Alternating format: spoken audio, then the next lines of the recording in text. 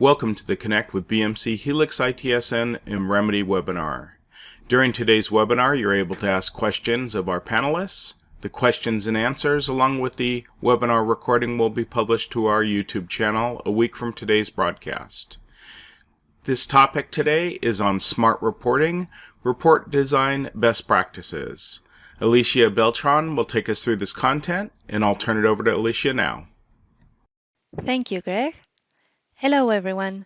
My name is Alicia Beltran. I'm a staff support analyst at BMC Software, and I work with Smart Reporting product line.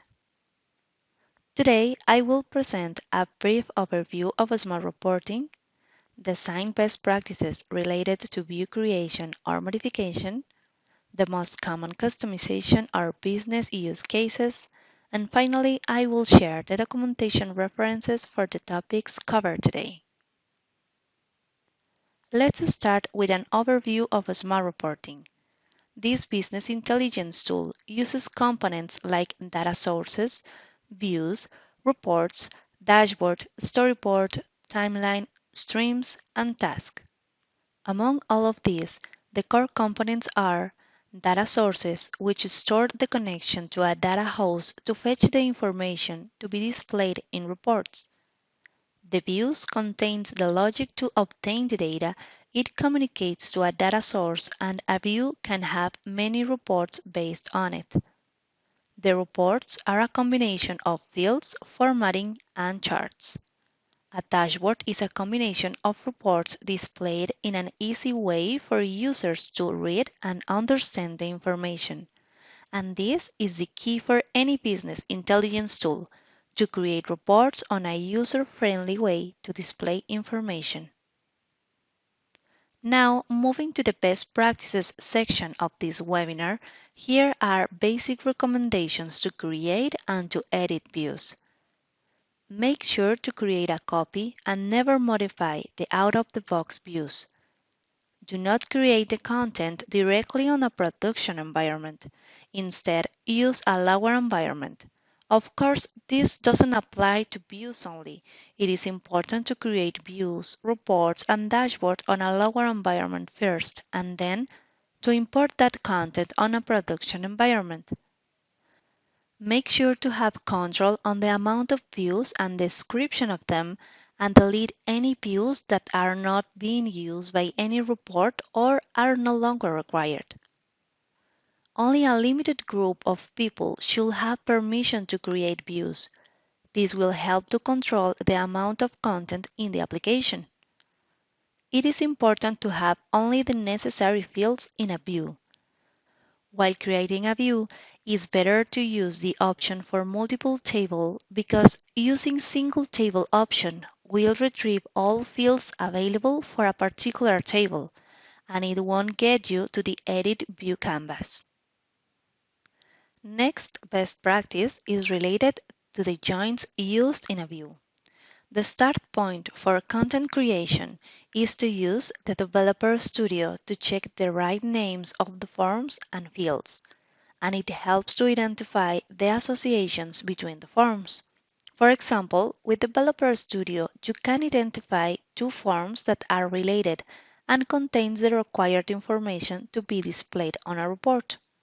It will also help you to identify the common field on both forms. Depending on the available data and the type of report you need to create, make sure to use the correct join type, outer, inner, or cross join. Again, this depends on each report requirement. Use the flip option to correct the flow of data if necessary.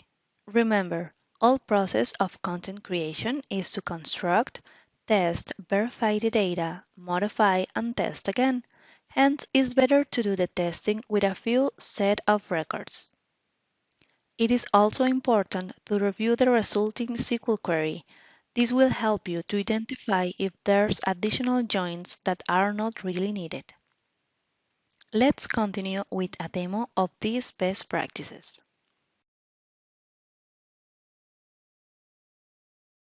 Using Developer Studio is a good start point for content creation on Smart Reporting, as it allows you to identify on which forms a particular field is stored and also to verify the form and the field names.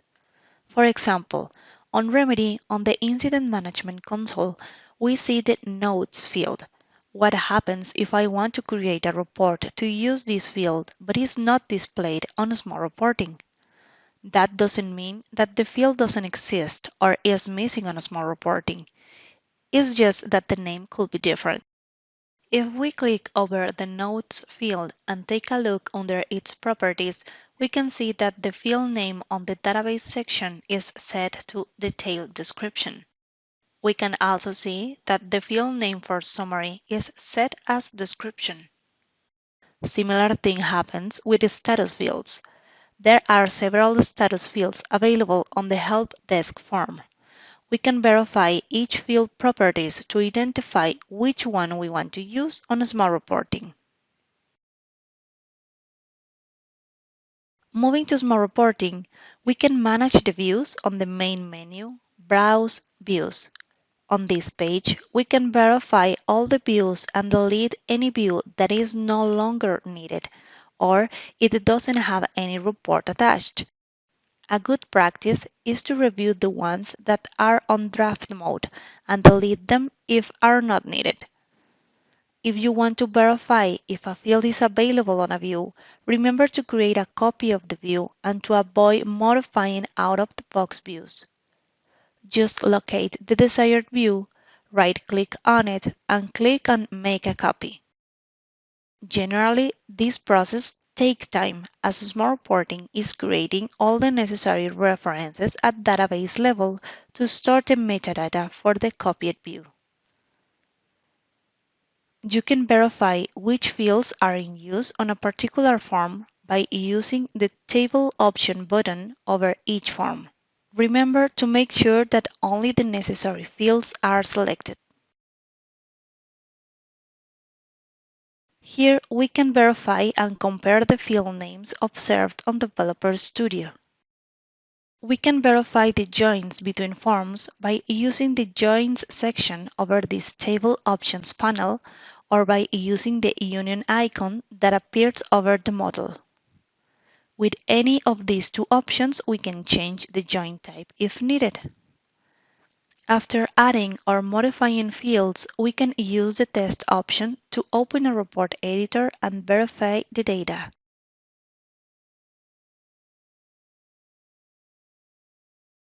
A recommendation is to add a filter assigning a particular value to start testing with a few set of records.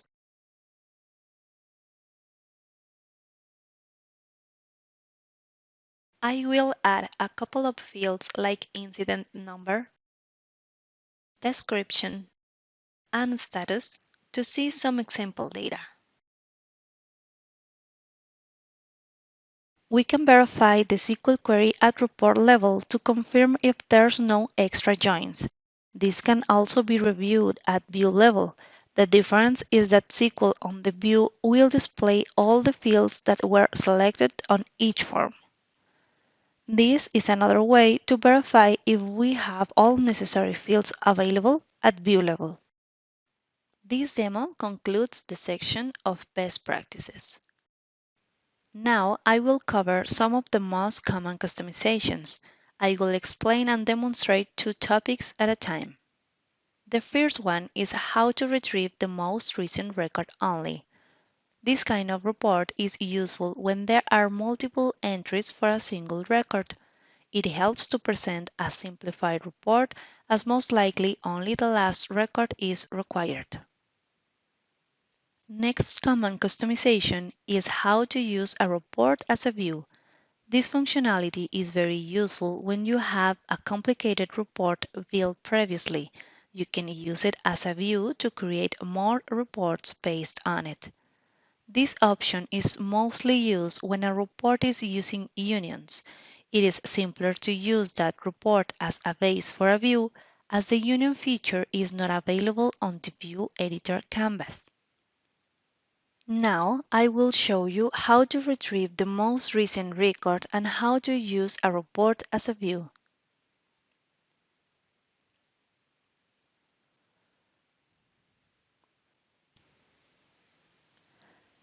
I will start by creating a report based on the out-of-the-box incident management view.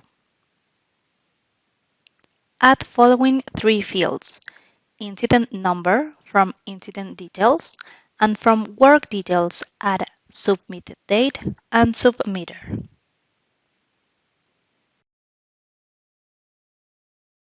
Let's refresh the report to see the available data. We can observe multiple records available for some incident numbers and a total of 30 rows. To obtain only the latest record registered for the work details on each incident, let's create a calculated field. Provide any name to this field. Use simple as the formula type, use max function, select the submit date from work details, add the closing parenthesis, validate the formula, and save the field. Remove the last two fields and add the newly created calculated field.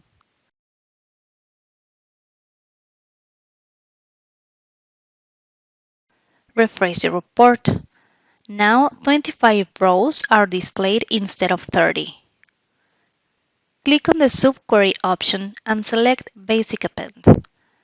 On the Master Query fields, select the new calculated field and drag the submitted date over the subquery fields and click on Save. Now, add the submitter field and refresh the report. As you can see, only the recent record is displayed for each incident. This report can be published to be used as a view. With this action, two items are created: the report and the view. Click on the Publish button. Provide a name for the report. This name will also apply to the view. Go to Report Settings and enable the option Use as View. Don't forget to specify the subfolder on which both report and view will be stored. Click on Save. The resulting published report will be displayed. There are two options to create another report based on the view we just created. The first one is to click on the Create button, select the report option, and then to use the view that was created. Remember, the view is stored with the same name as the report. The second option is to go to the list of views. Go to the main menu, expand Browse, and click on Views. Identify the view and right-click on it. Then, click on Create Report. That concludes this demo. Let's continue with how to find a substring based on characters or string. This option is useful when you need to identify a keyword or trim content from a field on a dynamic way. 3 steps are required. The first 2 are executed at view level and the last one at report level. First, create a calculated field at view level using the predefined function character index as the substring start. Then, on same view, create a second calculated field using the same predefined function character index or length as the substring end. Finally, at report level, create a third calculated field using the predefined function substring using the previous calculated fields created at view level. Next topic is how to create a report to display different status counts by columns. First, create the master query to display the count for the first status value, adding the corresponding filter. Then, create the append using the main field to join the subquery. Add the filter with next required value and add the count for this value.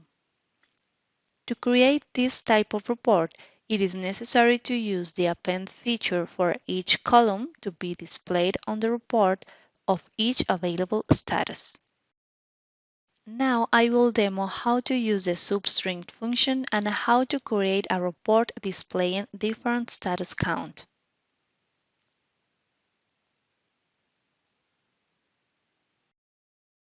Let's start with the Substring function. Go to Browse Views. Locate the Incident Management view and create a copy. Now, go to Prepare. I will create a folder to store the calculated fields that we will use for the Substring function.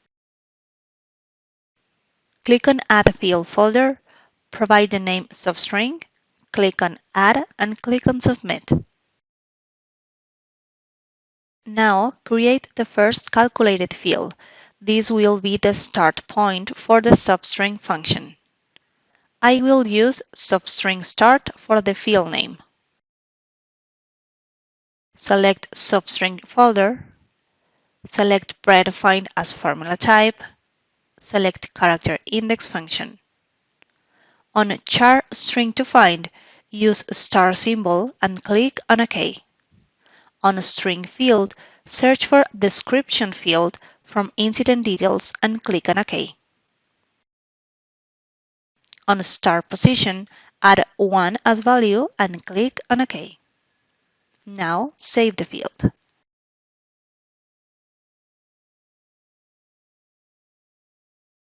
Create the second calculated field. I will use substring end for the field name. Select substring folder again, select predefined as formula type, select length function. On string to measure, search for description field from incident details and click on OK. Save the field. Now go to test. First, add incident number and description fields. Then add the substring start and substring end fields previously created at view level. Let's refresh the report to check the data. We can see that the description field contains a particular code. Not all rows contain this word, but I will use the substring function to extract the complete string that appears just after the start symbol. We can also see that the calculated fields are displaying the correct start and end point. Now create the third calculated field. I will use substring for the field name. Select predefined as formula type, select substring function. On string, search for description field from incident details and click on OK. On start position, search for substring start field created at view level. On end position, search for substring end field created at view level. Click on Save. Now add the new substring field and refresh the report.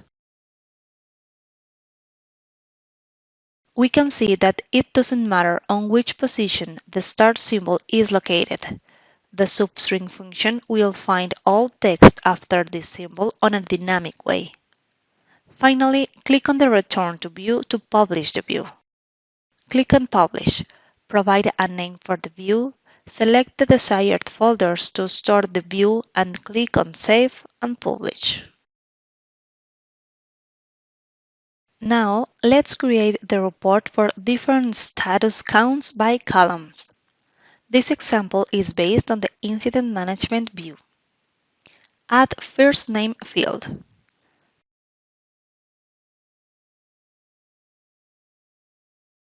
Then, add a status field on filters and open the filters options.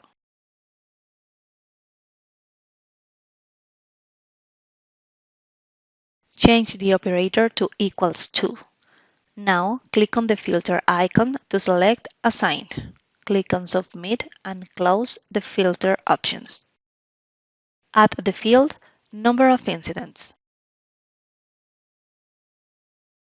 Change the name to Assigned and refresh the report.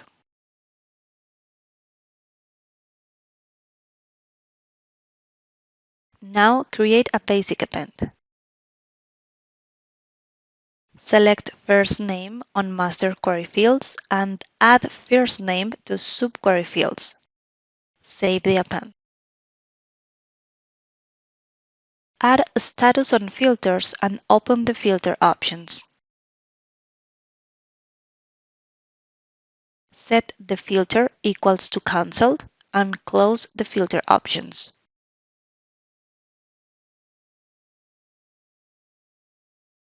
Add the field number of incidents. Change its name to cancel and refresh the report.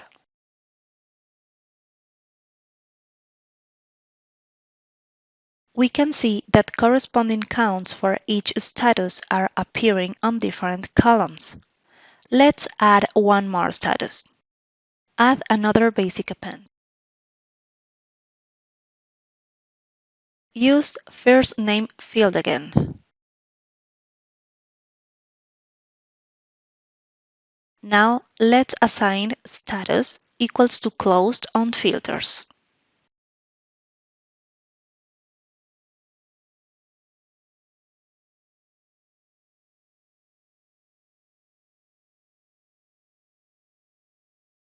Add the field number of incidents again. Change the name to closed and refresh the report.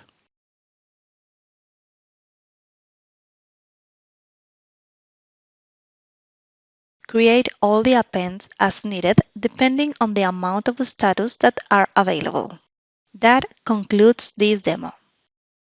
Another common customization is to create a report calculating the average of columns in a cross-tab report. To create this type of report, apply row totals for the field that was placed in row section. Then select the average total of the metric field, and finally apply the format for this metric field using average on the total aggregation option. The last topic is how to adjust the DST offset using DBFN calculations. The predefined date and hour functions are not adjusting DST changes automatically. It is necessary to adjust the DST offset values by using DBFN functions instead of predefined functions. Here are the SQL and Oracle function examples for hour and date. For our function on Oracle, we have two options. Let's review on a demo these last two topics.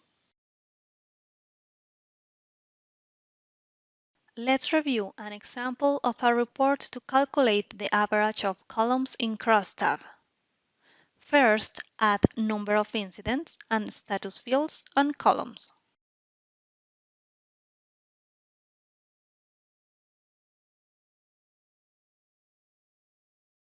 Now add assigned group on rows.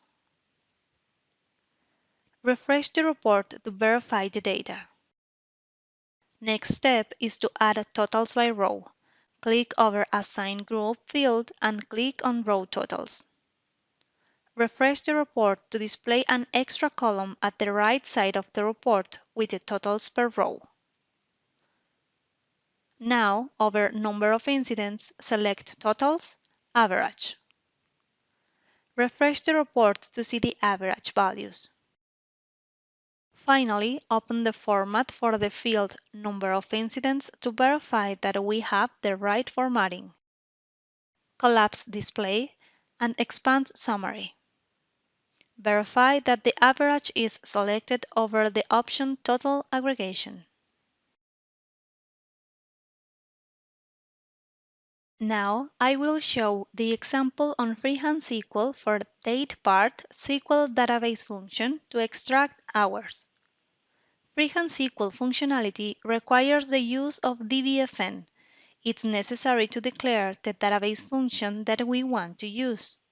On AR system, open the AR system JDBC generic DB functions.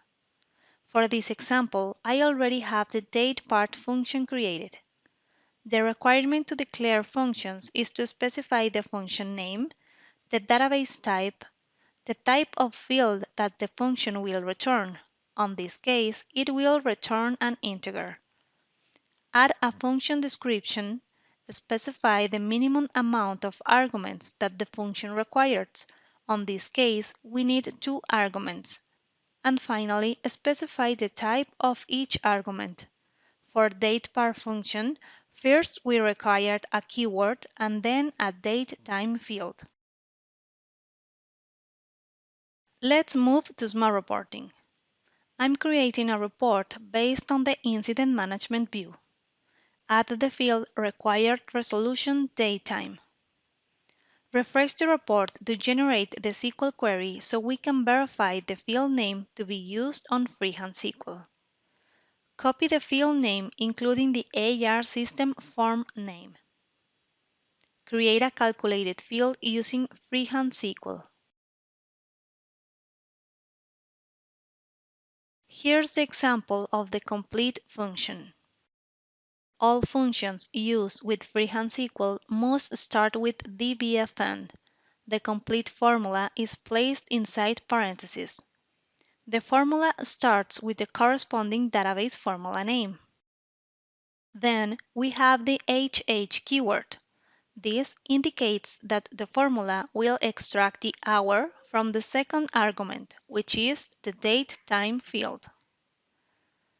Validate the formula and save the calculated field. Add the calculated field and refresh the report to verify the data. As we can see, only the hour from required resolution date-time field is displayed.